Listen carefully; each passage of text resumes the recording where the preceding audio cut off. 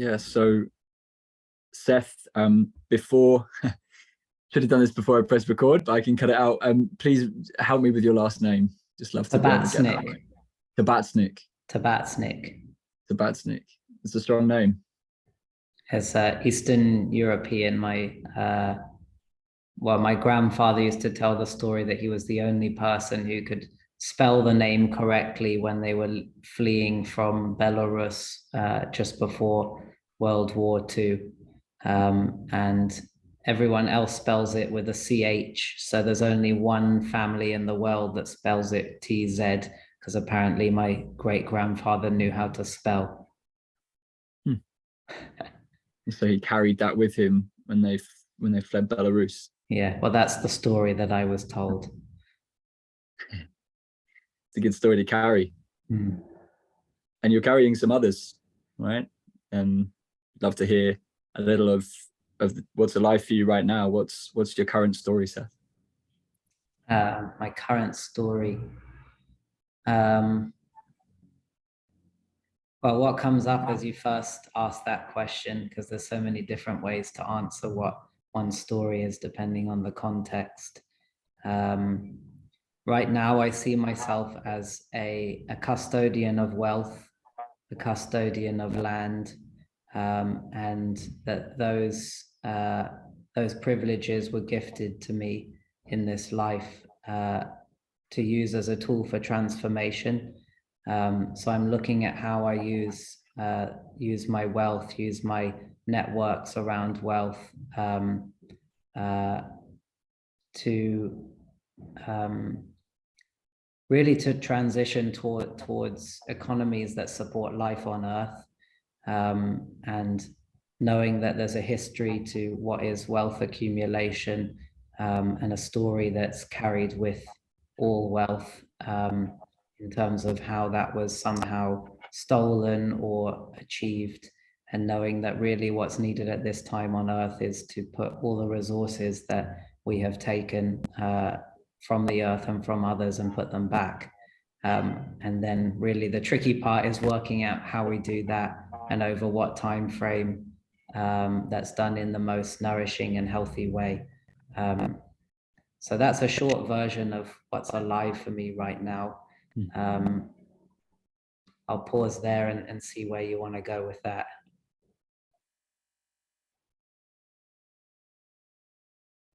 Yeah, thank you. Thanks for sharing, and it's really great to hear the perspective you're holding is one that feels quite transpersonal in a sense. Like there are these things, even though it's referred to as kind of this is my role, there's this transience to all these things that are coming to you, and that feels like a healthy perspective to have and a healthy attitude, right? In a world where we've been so used to gaining and as you mentioned, kind of wealth. What's the word that you used? Wealth. Like a custodian of wealth. Yeah, but then you said something about people who have been kind of holding on to it, or it felt like you were referring to maybe like a restriction of the flow of energy, of resource. Yeah, and it's also it's strange because I've grown up in this world around money and around others with money, where the story always seems to be, how can I make a return? And it's always this idea of turning money into more money. And there's never this question asked of, well, when is enough? How much is enough? How much is too much? What are you going to do with all this money? Why do you have to keep growing it and know that, you know, it's coming at the cost of the planet? And it feels like the time right now is really ripe to be having these conversations with people. And also, you know, having spent the last couple of years starting to explore this issue, and much more recently in a bit more depth, knowing that it's not a very common question that most people ask who have wealth. There's not very many circles that exist where these conversations are happening and looking at origin stories of where the money came from. You know, there's a lot of trauma, I'd say, trapped within the money, and a lot of abuse that has happened to money itself, which was created originally as a tool, and quite a useful tool. It's a nice way of creating exchange, or a platform for exchange, but it's now been used and abused for power and control. And it's not innately bad, but we've, as humans, have been bad to it. And so all of that needs to heal, along with so many other shifts that are needed at this time on the planet. And this may well be, this insight and sort of experience that you're bringing here may well be what's inspired Be the Earth Foundation. Tell us a bit about that, and particularly in relation to what we've just been speaking about. I really love how you refer to capital beyond financial capital as well, kind of starting to look at resources and forms of energy exchange which aren't resting in fiat currency or in money. So yeah, I'd love to hear a bit more about your vision there. So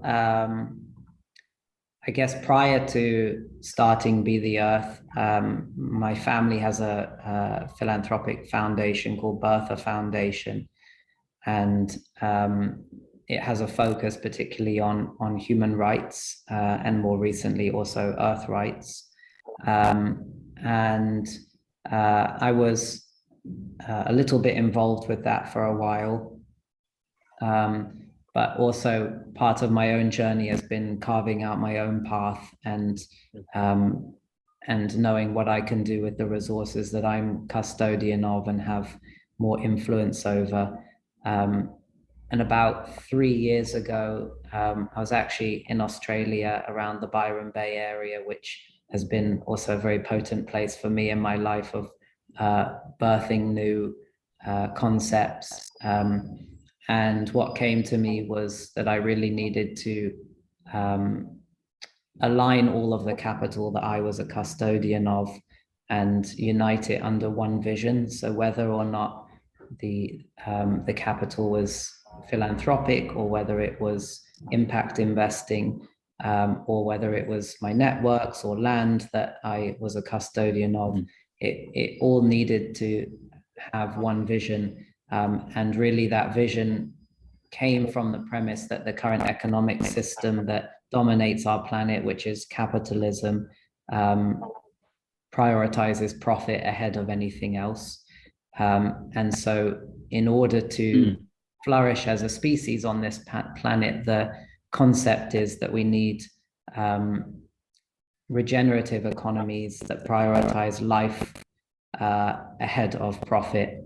And it's economies because, in nature, we don't just have one system that dominates anything. It's through small and decentralized ecosystems that we build resilience. And so the belief of Be the Earth Foundation is that we need multiple types of economies that all prioritize life ahead of profit. So that's the vision that we work towards, and we combine impact investing and philanthropy under that vision, as well as building out capacity building in terms of trainings, workshops, programs, particularly focused on women, indigenous communities, farmers, and with a general focus around food systems. And the focus on food systems we came to because, if you look at the current economy, there are so many elements of it that you would argue are unnecessary. Like, we don't need to be, buying the next accessory. We don't need most of the things that are kind of consumer goods, but we all need to eat as humans, and all non-humans also need to eat. So we came to food systems because we have to build a food system that looks after humans and non-humans within one system. And the food system connects in with so many other industries, the energy system, land use, transport, health. Pretty much every other system is somehow connected to food. And so for us, we focus within the food system, because on some level we're actually saying we're focusing on the essence of what it is to live, because we can't focus on air. Although breathwork's becoming quite popular, so who knows, it might not be too long before something emerges there. However, well, there's always space for that as well. I mean, breath work is important for the inner work, but to live on the basis that we're not all going to become breatharians, we probably need to eat. There is something that feels like quite pivotal, a bit of a linchpin around the food system. You're right. And in that way, it's interesting, right, that we almost have to see these as separate systems, as you said, and then also consider how they all interconnect, which is exactly, as you said, sort of mirroring nature and the way that there's this local diversity, but not without consideration of the other components of the ecological kind of wholeness of it all as well. Sounds like deep ecology. It sounds like some of the work of James Lovelock or of Krishnamurti with Schumacher College is where I'm going with this. You have definitely. a connection Satish with Schumacher Kumar, and yes. Satish Kumar. Is that correct? He's he's done some things at 42 acres. Yeah, so he ran a retreat a couple of weekends ago at 42 acres, and for me, he's been I don't know what to call him other than a real inspiration in my life. And actually met my partner at Schumacher College, and one of the things he always says is, we created Schumacher College so that people would come and find a place just to fall in love. To fall in love with themselves, with each other, with the planet. And the problem was nobody would come here unless we created a piece of paper, which people like to call a master's. They wouldn't just come here. So we had to create all these courses to help them fall in love.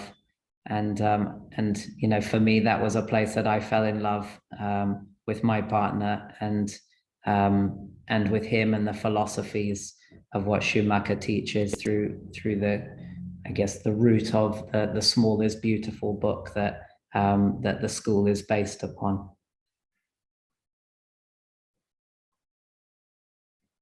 And that valuing of all life as being kind of intrinsic. And recently we ran a festival and had Patricia McCabe, who's also known as Woman Stand Shining. You might know of her. She dialed in from the US to kind of have a bit of a dialogue. And one of the things that stands out from what she said, and it feels relevant, is that she saw how nature, and when she said nature, she was referring to everything besides humanity, actually, which is ironic considering there's all of this, this effort to say we are nature. But a distinction, which perhaps points to the healing or the opportunity to shift something, was around how all species and beings potentially as well, not just animals, but the plants and the other forms of life are in service of the thriving of all others. They don't live to take another species out of the picture. They live to support the thrivation of all. And there's something really beautiful in that. The small is beautiful. The connection felt around this idea of just on every single level, it's about upholding and celebrating what is there and saying, yes, you deserve to live. You deserve to live. And by contrast, it seems as if at the moment humanity is in a phase where it's like we deserve to live. With that being the focus.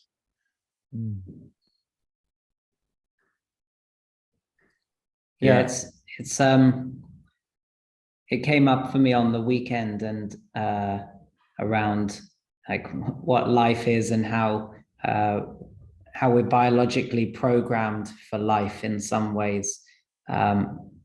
And I have an 18-month daughter, and just, thinking of her, my heart grows so much, and I would literally do anything for her, and her life is more important than mine. and just how I've realized these things are completely biologically programmed into me.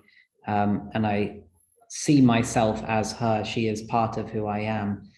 And yet there's something within our culture that has disconnected us from seeing that same web of life with other humans and other non-humans, through our language, how we talk about us and them somehow, or we use kind of nouns for things like trees and plants, and proper nouns for ourselves as humans. That through everything we've been continuously disconnecting ourselves from nature. And so, what sometimes the question is, what needs to shift in order for us to see ourselves as nature and realize it's not separate, that, at what point does the food that we put into our mouth or the water we drink become us? When it leaves our body, when is it not us? And of course, on some level, it's always part of who we are. And on another level, we've been trained through however many generations to see it all as separate. And I guess we're still on that journey of exploring what is needed for us to wake up and see that it's all part of who we are, and that if we don't protect it, we're not protecting ourselves or our next generations. And I think it's a global experiment in a way, especially those who are living on the fringes with it, holding these questions. What is needed in order for this shift to happen? And I don't think any one has the answer, because there isn't one answer. There are so many different answers, and each person holds a piece of that puzzle. And a big part of my work and the work that we're doing through this retreat space we have, and a lot of the work that you're doing through Yes And, is helping people activate their highest selves in order to know what it is that they can bring to this question of how we can reconnect on a deeper level with ourselves, and therefore remember and re-see ourselves as part of everything.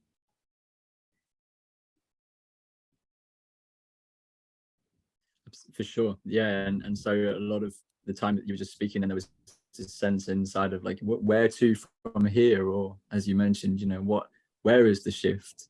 And from what you've shared, and what feels true from your work and projects like 42 Acres, which I'd love to talk a bit more about, as well as Be the Earth Foundation, is that it's not one or the other. It's kind of paradoxically, it all needs to kind of happen together. When I say all, like kind of this outer happening and the inner realizing, or however we can, there's so many ways. In fact, Helena Norberg Hodge, you mentioned earlier, she was the another one who says sort of there's this concept of the inner and the outer. I remember her really saying this, but it's like we kind of need to realize they're the same thing. And yet we do still live in a world where there's this reality, there's this thing, so then we have potentially the responsibility or the opportunity to play in that space, as well as play kind of in the non-physical, and the kind of, so then that for me is the inner work, right? As you spoke to, kind of doing the self realization, the self-actualization, because then once those individual parts are realized, there's this fortification of the whole, or this sense of each part of the whole becomes well-oiled and sort of optimum in its contribution to this greater, and so in that way it's kind of, it feels like both, right? Like in that journey. Yeah, and on some level, as you say that, it's the way I see it is that nothing is separate, and yet there's the concept of separateness that is sometimes helpful, because every unique piece of the puzzle has its own role within the whole. And so sometimes it's easier just to, create that sense of separateness or that illusion of separateness in order to work on each individual part that makes up the whole. And every individual part has its own function and its own unique gifts that it can bring to the whole. And yes, as you say, the self-actualization or the individual actualization of each piece is what makes the greatest potential of the whole.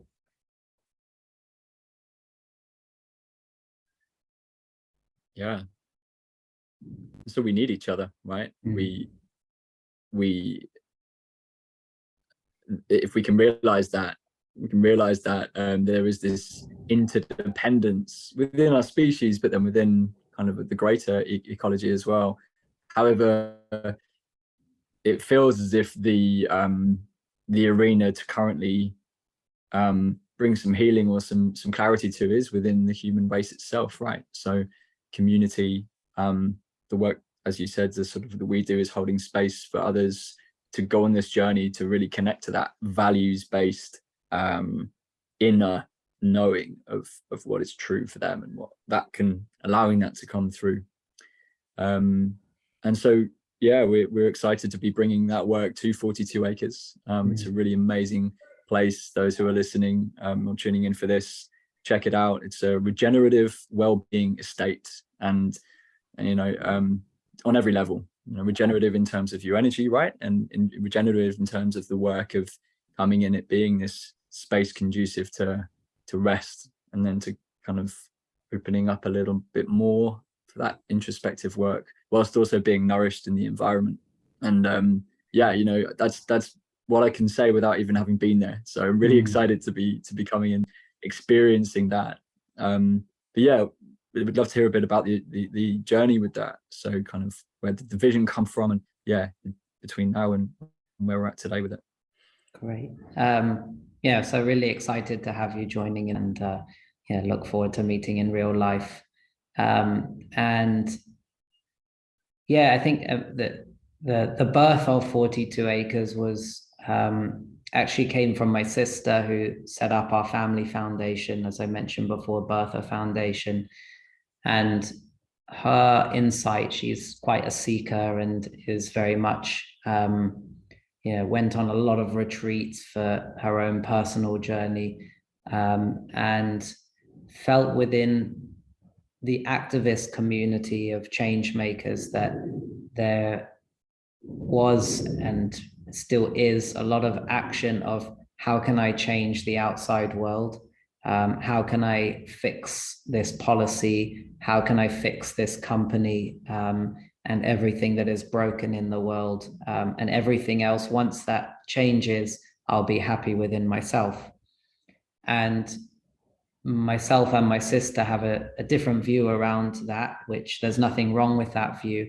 But a lot of the time it comes from a place of I'm right and you're wrong, and you need to listen to me. And that view is often, as we know, met with resistance and defensiveness, and not much changes when you go to another person and tell them all the reasons why they're wrong and they need to change, or a company or an institution.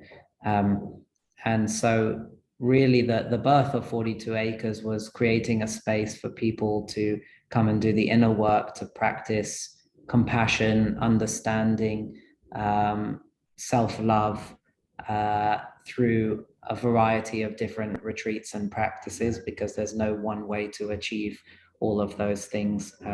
For some, it can be yoga or fitness. Others, it may be breath work or grieving work. There are so many different types of practices that help people cultivate inner love. And that had to be combined with the physical space in which it was held. In order to support that type of work, it needs to align to the outer work. So that means we needed to create a space where we were talking the talk as well as walking the walk. So where we kind of find ourselves today is a place that is intended to be as much as possible, a living example of how we believe we need to transition in terms of our food system, our energy system, how we operate as a team and develop people within the team. And it's an ongoing experiment. But what it looks like today, as you mentioned, we generate all our own energy. Electricity is from solar, and we also use wood chip, most of which comes from the farm, and we planted about 10,000 trees over the past 7 or 8 years. And our food, we source the majority from within 42 miles, of which most of that comes from the land. We kind of work to this philosophy of what we call agri-wilding, where it's combining regenerative agriculture with rewilding. Our land is very poor soil. It's what's called grade 5. It's like the worst soil in the country, heavy clay and very hard to grow food on. So it lends itself much better to incredible wildlife sanctuary. But we also recognize that we're part of wild, and part of our journey is rewilding ourselves. So I just let you know, my speaking of animals, there my dog's just come into the picture. So sorry if I feel a bit distracted, but I just wanted not to at all. Perfect timing. her presence here. All animals are welcome in all conversations. All right, thanks, man. Yeah, she's gonna just chill out here. Yeah, so we see ourselves as part of nature, and so the goal is to design a food system that recognizes that. So for instance, we've planted 500 nut trees around the site. We've planted about 1 kilometer of edible hedges. And we also have a mushroom project where we're growing mushrooms in the forest outside. 99% of mushrooms in this country, in the UK, are grown indoors with artificial lighting. And this whole concept of agri-wilding is saying, actually, how can we grow food that grows more food for humans and non-humans, and of better quality, healthier food. And really, it is an experiment. It's not commercial. We're testing and trying to find where the overlaps could be with commercial, but ultimately, as I said before, the economic system doesn't support life on Earth, and so we're always going to run into issues when we're trying to marry up running an organization within the confines of capitalism, or a food business within the confines of capitalism that doesn't want to let us invest as much as we want within the food, within the earth that is actually needed.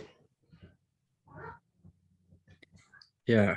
Do you feel it's possible on a global scale? This, agri-wilding sounds great, and the concept is exciting to me, and it would be really fantastic for it to become, widespread, widely used. And yet, there's something, a lot of the time, speaking to things like organic farming, even kind of there's agroforestry and these other concepts and things which we'd love to be able to apply to as many people as possible, and yet there seems to be this cap when I speak to a lot of people who are in finance or in just aware of kind of the global trade network and things, and that right now the supply or the demand on the supply is so high that like it would be really difficult to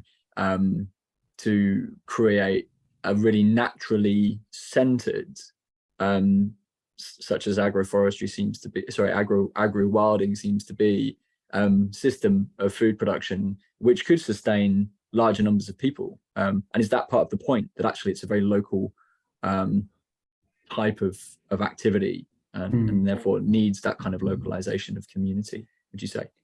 Yeah, so I mean, the agri-wilding that we're doing on the land where we are is more there as a case study and an experiment to inspire others to take elements of it, as opposed to in any way a kind of cookie cutter type model that could work for our food system.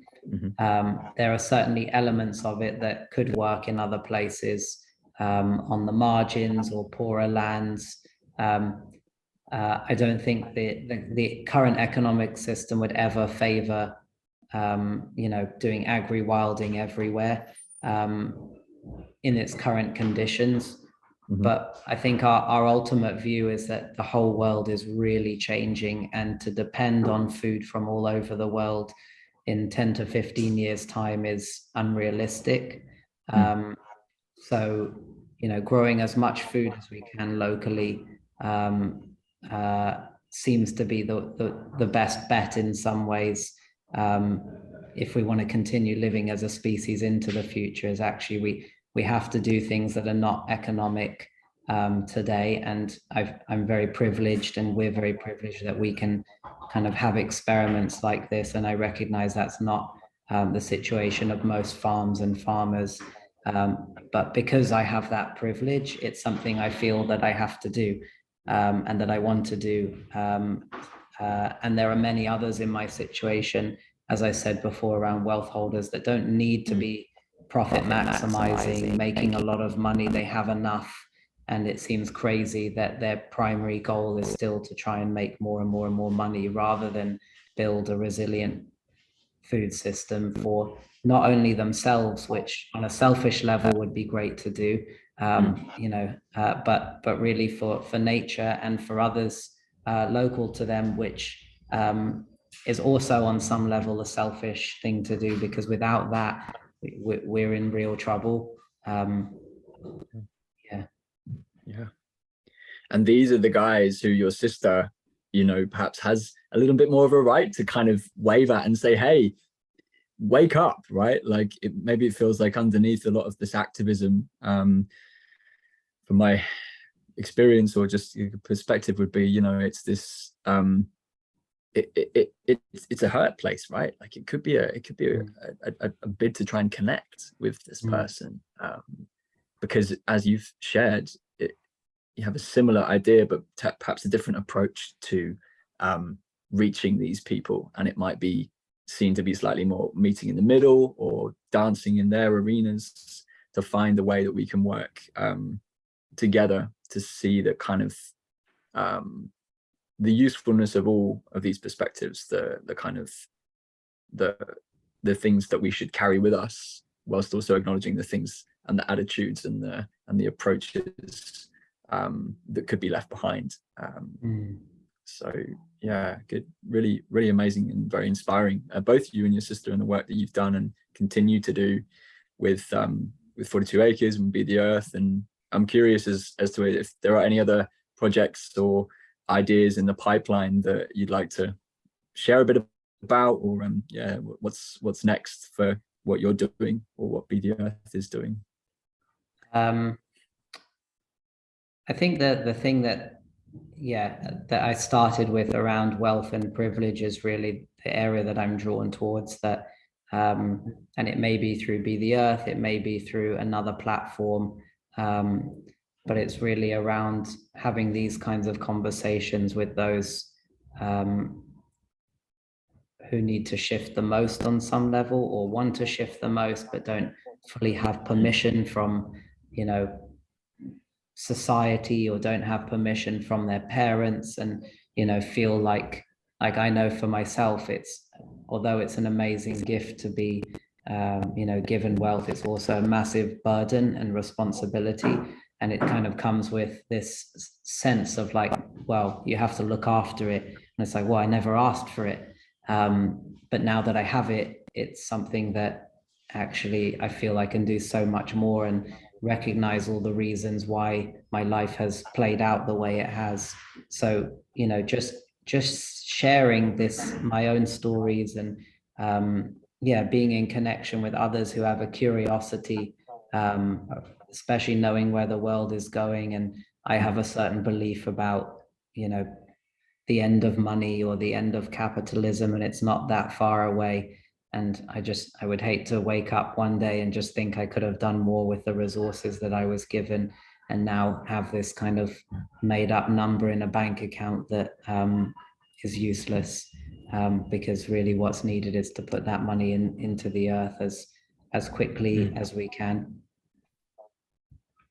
So yeah, just to answer the question, it's really around working with others and collaborating more with other wealth holders to basically spend that money as much as possible on the earth and invest in what gives us life.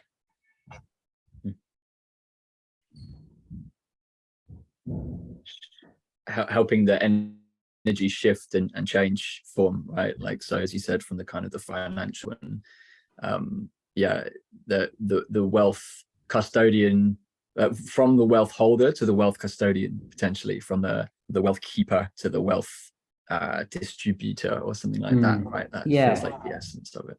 Yeah, exactly. And moving away from the mindset of ownership to steward, custodian, and also around decentralizing power, which at the moment, as we all know, like the wealth and power is in the hands of the few, and the most resilient systems on earth are decentralized. And you don't go into a forest and there's just one huge enormous tree that takes up the entire forest. It's many, many, many trees and many layers underneath. And yeah, I use the analogy sometimes that when, if we think of capitalism as one big tree that is dominating everything at the moment, when that tree falls, we really need the undergrowth to be there, ready, resilient. And that means planting the seeds and nurturing and watering them now. Because if the big tree falls and it's just bare soil underneath, the sun will get in and will dry up the soil, and then there is no life. So planning those next economic systems now that prioritize life is where the energy needs to go. It's got to be a reason that forest metaphor works so well, right? It's well, it's an ancient it really technology. paints the picture really vividly. It does, and there's the concept of humans being able to outwit billions of years of technical evolution within the period of hundreds of thousands of years. Like, it's just not possible. Nature, I can't remember whose quote it is, but that, to paraphrase, that nature never rushes and yet achieves everything. And it's just this sense that, we learn everything from nature, like moving slowly, and the wisdom of trees and the wisdom of plants. And so using them as metaphors is because we have to learn from them and not think that we can outwit, all of life. Yeah. And we've spoken to custodianship a bit. It's kind of come forward as a phrase, and you've also mentioned Byron and the Northern Rivers community and generally Aboriginal Australians, which is where I first heard that term, custodianship of the land. And there was definitely a journey for me to find how, as a Westerner, as a sort of a white guy Westerner who didn't really couldn't possibly have said he was indigenous by really much of a stretch. Is certainly my current kind of, or this is probably now a few years, my current form is tending towards this way of living in a land-based way. However, there was a journey where to consider myself worthy of becoming a custodian of the land, or of becoming indigenous, even, finding how that could become a relevant term or a relevant way of living for myself. And yeah, I'm just curious on your thoughts as to kind of, how in Western society, where and in the developed world, we are quite disconnected from that way, perhaps by a few generations, perhaps by just the way that school systems don't really put much emphasis on connecting to the land and listening to the land. You mentioned about listening to trees and things, and from my perspective, they've never stopped talking, right? But we stopped listening. And so yeah, I'm curious as to, like, you know, we're from a similar culture, and it'd be keen to hear about your journey with that, you know, and what you see in terms of our future as Western people, you know, and how to strike that relationship with the land again, you know. Thank you. Yeah, well, we all came from the land. You know, we all live from the land, and that relationship has never changed. We depend on the land. We depend on its unconditional gifts of feeding every human that's lucky enough to eat, whether or not they're, you know, a politician, a wealthy businessman, or, you know, the guy on the street, as it were. You know, nature feeds everyone, and we all depend on it and have some kind of relationship with it. And whether we are indigenous to a particular piece of land or not, it's not that far back to go where, you know, we were living more in connection with the land, and it was more obvious that we depended on the land. And it really doesn't take a huge shift in some ways, or let's say in terms of the timing, it can happen quite quickly. You know, humans are incredibly resourceful. You could probably teach a human in a day how to plant a seed, grow a plant, water it. It's not very complicated. And we all have that ability because our ancestors all had that ability, and the skills and knowledge, it's all there in us, and, you know, in many knowledge keepers around the planet. You know, obviously there's a different level of custodianship in certain indigenous communities. I think something like 2% of the world is indigenous and manages the biodiversity of 80% of the earth. There's an incredible knowledge there that, you know, that we all need, and we all need to tap into and learn from. And that includes, you know, seeing the trees, the forest as part of ourselves. You know, we are the forest, we are nature. Those communities don't see themselves as separate because they depend on it every day, like they would depend on a friend's advice or a paycheck from their boss. It's, you know, it's integral to life. And yeah, I think, you know, listening to trees, listening to nature, we all have that ability as well. But it's just been forgotten, and there are many people that can teach us and remind us how to do that. I've been working with a lady the last few months who, you know, has been teaching me, and I, you know, when I need to go and connect with a tree and hear what it has to say, I'm now able to do that, whereas prior to that I wasn't. You know, so that everyone can learn. I'm not the brightest person in the world, and I can learn. Everyone can.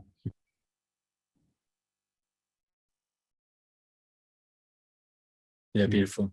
Thanks so much. So it's been really great to speak with you, and yeah, just to continue this kind of mutual feeling of where we need to go, or what the world perhaps could become if we begin to listen again, if we begin to reconnect, and also to realize our potential to do so, right?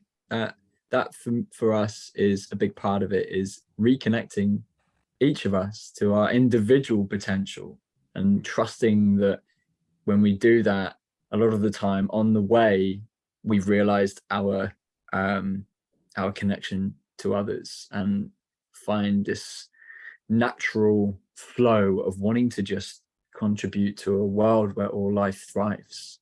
Back to that ancestral way. But it's something that's available right now if we just begin to pay attention again. Thank you. That's a lovely note to leave on, and really nice to connect. And yeah, I look forward to meeting in real life very soon. Yeah, thanks so much.